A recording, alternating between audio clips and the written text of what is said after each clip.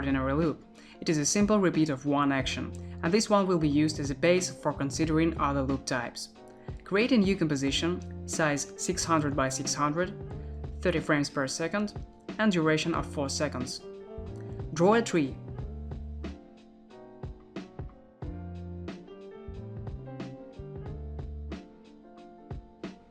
Now let's create the ground. Duplicate the tree layer, scale it up to 500%,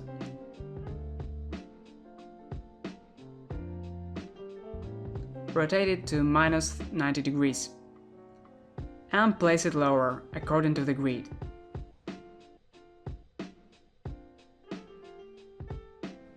Now select the tree, move its anchor point to the bottom, and open rotation property and create swings from -15 to 15 degrees. Move 20 frames further and change its value to 15. Easy ease the keyframes by pressing F9. So we want this tree to swing continuously. That can be achieved in many ways. For example, we can copy these keyframes and paste them each 20 frames. Or we can just copy the first keyframe and paste it here and apply the loop-out expression that was mentioned on previous lessons. But instead, we will do this with only two. For that, we will set up the loop type. Inside loop-out function. So type loop-out, and now type ping-pong in brackets. And watch what will happen. As you can see, this parameter makes the loop-out expression play the animation back and forth. It's really useful when we need to loop the movement with symmetric speed graphs like this. And the tree swings, but that's not cool enough, so let's add some bend to it. After Effects has built-in effect called CC Bend It. It bends the object. As you can see, this effect has created 2 points, start and end. But be careful, if the end point is placed not high enough, the layer will be cropped. That's because the invisible rectangular grid is created between the start and end points, which effect uses to bend the object. All we have to do in case to fix this is just drag the end point higher. Well, now we have to make the start and end points move with the tree to make the bend work properly.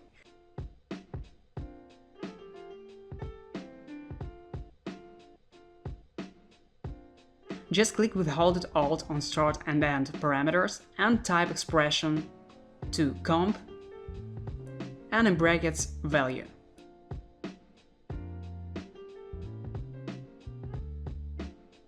Copy and paste it to the expression field of end parameter. And now the object disappears, because start and end flew away. Just drag them to the right place. Let's animate the main bend parameter. Let's animate the bend parameter. Create a keyframe on the bend and set the value of 35 in the beginning of a timeline. Then move to 20 frames and set the value of -35.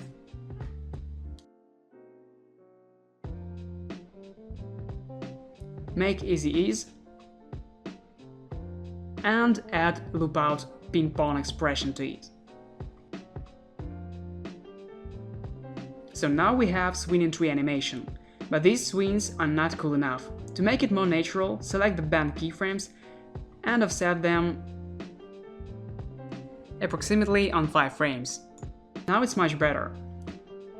Due to the little rotation delay, the movement became more natural. This trick is called animation offset. It is really often used in animation process. So that we silently came to the next loop type. Loop with offsets. This is a certain amount of ordinary loops, but with time offsets between them. Go to Project Panel and duplicate our tree composition. And let's open this composition. Let's duplicate our trees and make them different in scale.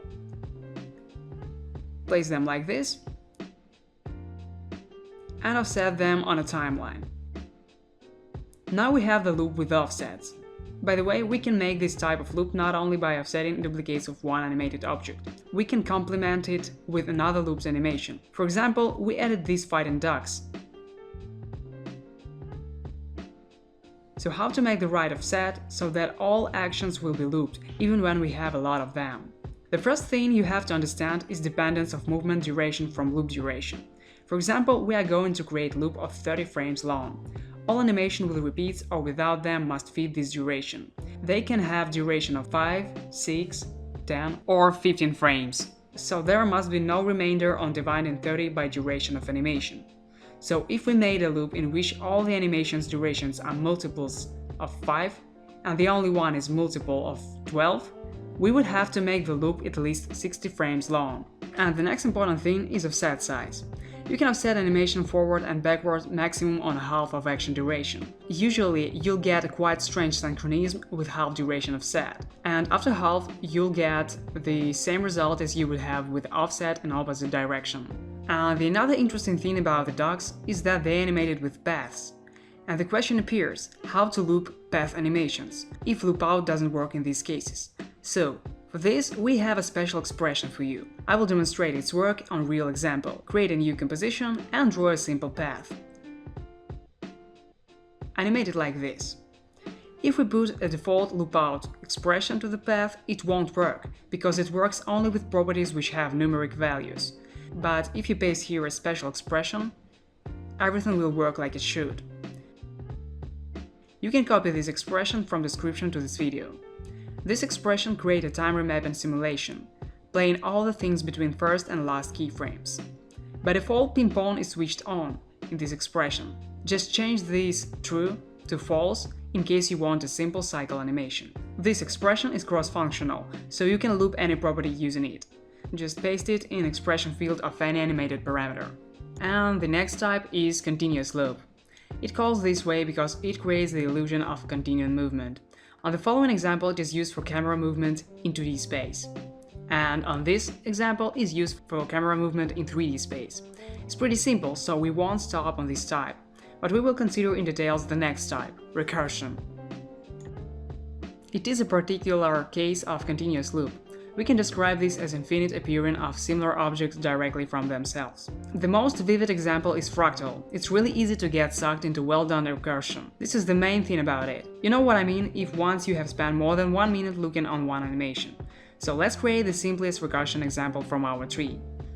Duplicate the composition with the loop tree in Project Panel. Delete all keyframes from its properties. Reset its values.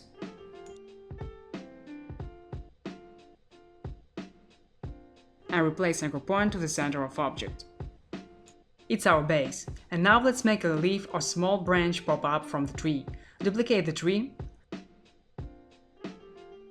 rotate it by 90 degrees, and scale it to 20%. Place it on the side of the main tree, in the center of crown, and parent it to the main tree. Now let's create a transition to another state. Select our tree, open its position, scale and rotation properties. We can animate it in the following way, so that the branch will have the size of original tree.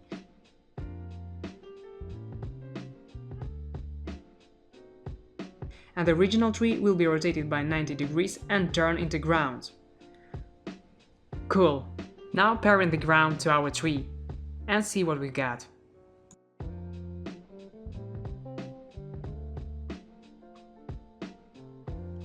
Now let's make sure that the first and last frame have the same look. We will be using Screenshot tool for that. Go to first frame and make a screenshot. Go to the last frame and compare them. Make them have no difference.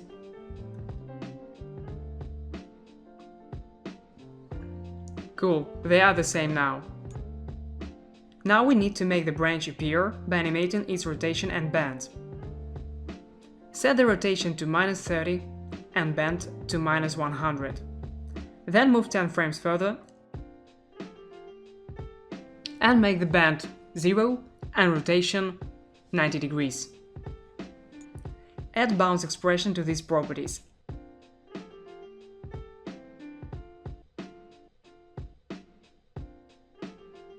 And make the speed graphs of the following form.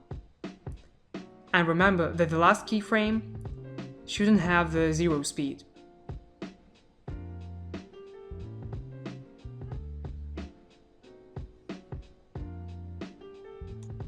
Now let's make easings on original tree. Rotation will have really smooth start and end of movement.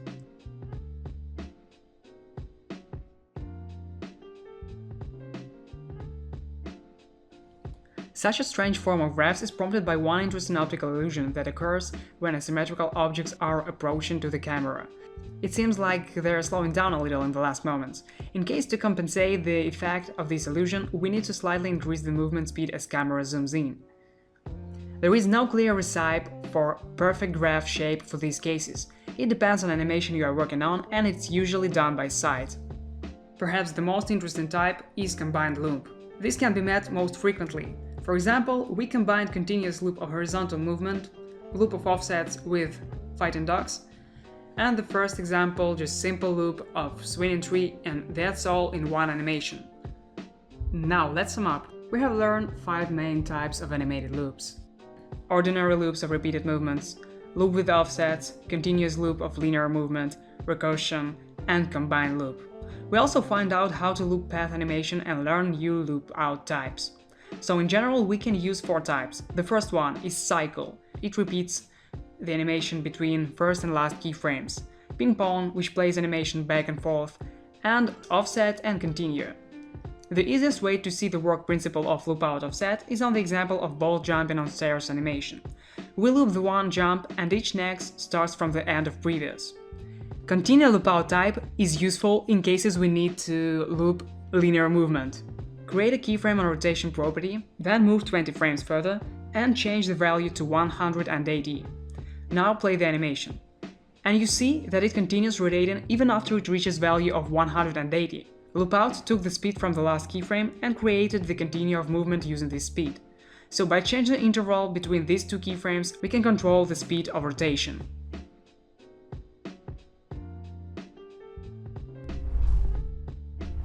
And let's get ready for the homework. We challenge you to create recursion loop, so your task is to recreate this shot with clocks. And we also will be glad if you come up with your own ideas about from what and how to create recursion loop. Or if you try to create all types of loops in one scene. But attention, task with clocks is compulsory. So good luck to you and see you on the next lesson.